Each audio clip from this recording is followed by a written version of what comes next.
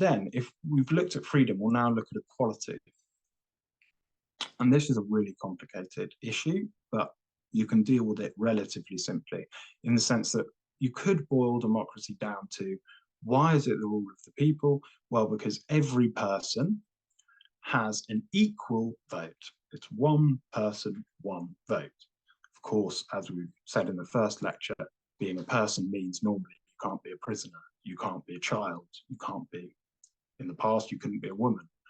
Whereas basically, now in most democracies, once you're considered an adult, you have one vote.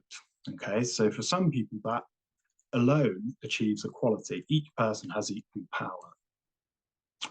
But that, of course, does not mean that there are equal outcomes from democracy. Okay, so let's say, for instance, that we each have one vote, and we each vote that every person in the country gets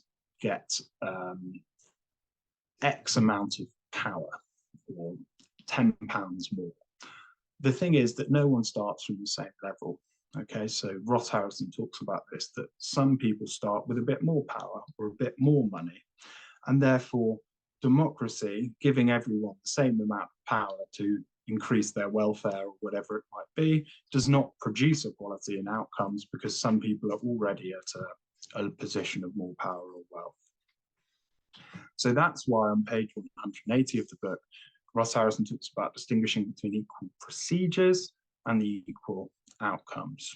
Okay, so I've highlighted the key part of, or a key part of this chapter, where Harrison says that accepting equality as a good, democracy is a good thing based on the view of equal participation. However, as I've said, it can have unequal results, okay? And therefore it's very unequal in some ways. And if you think equality is good, then democracy could be a bad thing. So the relationship between democracy and equality is really quite complicated. So for instance, let's say you believe everyone has an equal right to live, but also everyone has an equal right to vote. And then the majority vote to kill some people. That conflicts with your belief that everyone has an equal right to live. So if you're talking about equality or freedom or anything, you need to be very specific about what democracy is supposed to enable us to achieve.